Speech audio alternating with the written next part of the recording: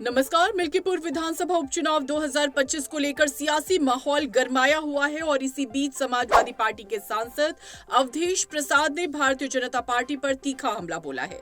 अवधेश प्रसाद ने दावा किया कि बीजेपी इस चुनाव में इतनी कमजोर स्थिति में है कि उसके प्रत्याशी की जमानत जब्त हो जाएगी।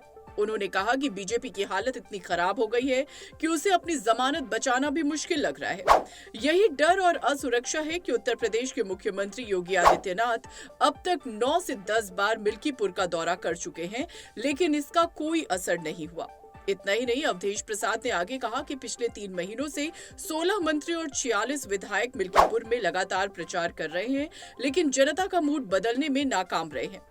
सपा सांसद के इस बयान के बाद राजनीतिक गलियारों में चर्चाएं तेज हो गई हैं।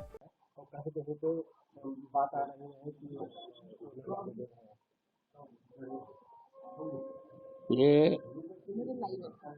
पूजा पाठ तो मेरी आस्था का सवाल है और मेरे विचार का है। वो हमेशा मेरी जिंदगी का एक पार्ट है। आज चुनाव हो रहा है, मिल्कीपुर का चुनाव जो मर्यादा पुरुषोत्तम राम की धरती का, अयोध्या के जनपद का ये मिल्कीपुर चुनाव है। ये मेरे संसदीय क्षेत्र का भी है, क्योंकि और मैं बहुत ही आभार प्रकट करता हूँ जोधपुर मतदाताओं को, जिन्होंने मुझे अयोध्या जनपद की 54 लोकसभा सीट से सांसद बनाया और देश दुनिया में मेरी चर्चा और सम्मान बढ़ाया है। मैं देवतुल्य जनता को, देवतुल्य मतदाताओं को प्रणाम करता हूँ। प्रभु श्री राम को प्रणाम करता हूँ, उनकी कृपा से, तो हनुमान जी की कृपा से, माँ सरयू माई की कृपा से और देवतुल्य मतदाताओं की कृपा से और अपने नेता माननीय अखिलेश यादव जी की कृपा से ऐसी सीट जिसकी आज चर्चा हो रही, और उसी में आज मिल्कीपुर विधानसभा क्षेत्र जो मेरे संसदीय क्षेत्र अयोध्या जनपद का क्षेत्र है, लेकिन बड़े अफसोस के साथ कहना पड़ रहा है कि भारतीय जनता पार्टी की सरकार ने लगातार दबाव डाल करके चुनाव को प्रभावित करने का और लोकतंत्र को हनन करने का चक्र रचा है। और आज जब मतदान हो रहा है 7 बजे से, मुझे सूचना मिल रही है कि हमारे कार्यकर्ताओं को पोलिंग से भगाया जा रहा है, डांटा जा रहा है। उदाहरण के लिए पालपुर है, पालपुर बहुत बड़ी पोलिंग है, 3 बूथ है, उसमें किसी भी एजेंट को रखने दे दिया, भगा दिया। इसी तरह तेजा की सिपाही है और जगह जगह माइनॉरिटी के जहां उनको रोका जा रहा है और रात में न जाने कितने कितने घरों को, कार्यकर्ताओं को देखा गया। और अगर ये कह दिया गया, उनके घर वालों ने कहा कि साड़ खाने गए हैं, तो कहा उसको बुलाओ, नहीं तो हाथ पे तोड़ देंगे थाने पर। तो कम से कम 500 कार्यकर्ताओं को बंद कर दिया गया है। और हमारे यहाँ तक एजेंट, ये बूथ नंबर 3 है चंदौरा, वहां पर इस रात सरोज जो है हमारा एजेंट था, उसको रात को पकड़ करके मारा पीटा गया और चलान कर दिया गया।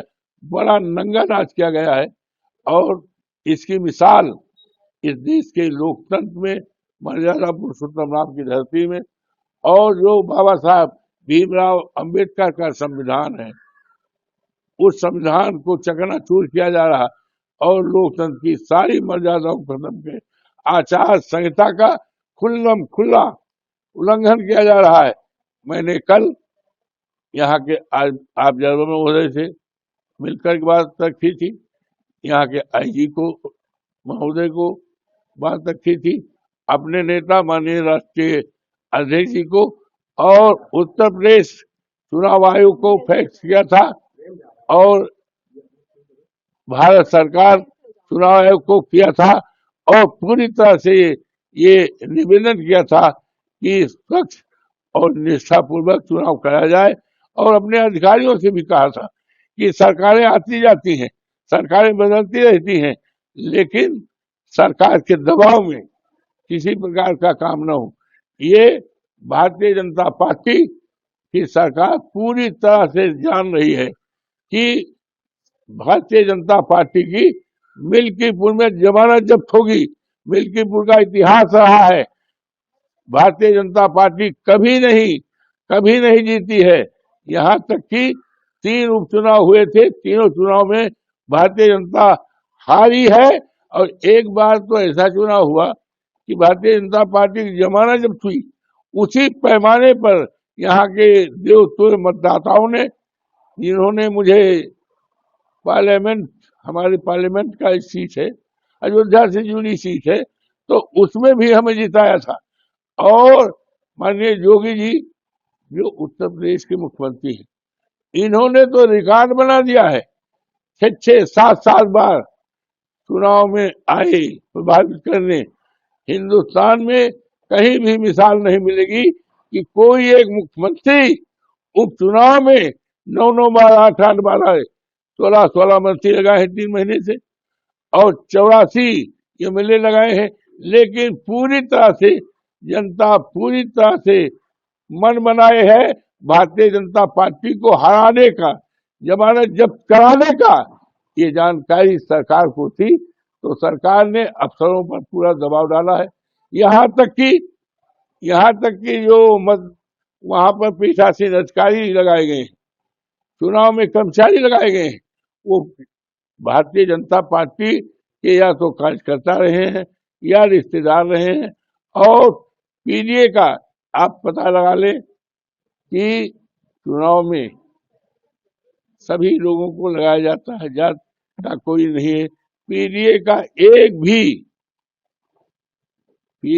एक भी कर्मचारी चुनाव में नहीं लगाया गया है, एक भी नहीं लगाया गया। ये क्या है?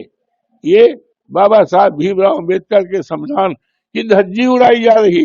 ये चुनाव ऐसे समय पर हो रहा है कि बाबा साहब भीमराव का अपमान हमारे देश के गृह मंत्री ने किया है, संविधान का अपमान किया गया है।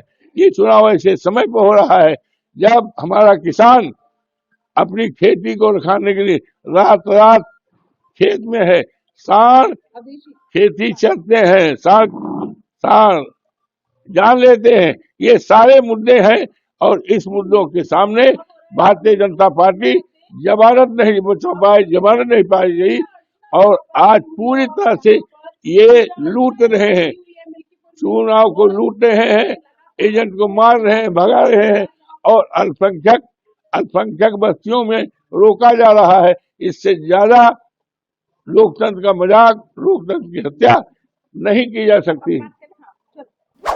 मिल्कीपुर में आज 5 फरवरी को मतदान हो रहा है और मतदाता अपने मताधिकार का प्रयोग कर रहे हैं। बीजेपी और समाजवादी पार्टी के बीच कांटे की टक्कर मानी जा रही है, लेकिन विपक्ष का दावा है कि बीजेपी यहां अपनी साख बचाने में भी असफल होगी। अब सबकी नजरें 8 फरवरी पर टिकी हैं, जब मतगणना होगी और नतीजे सामने आएंगे। क्या सपा का दावा सही साबित होगा या बीजेपी यहां अपना परचम लहराएगी? इसका जवाब कुछ ही दिनों में मिल जाएगा। आपको क्या लगता है, मिल्कीपुर में किसकी जीत होगी? कमेंट में अपनी राय दें और इस वीडियो को लाइक और शेयर करें। चुनाव से जुड़े हर अपडेट के लिए हमारे चैनल को सब्सक्राइब करना ना भूलें।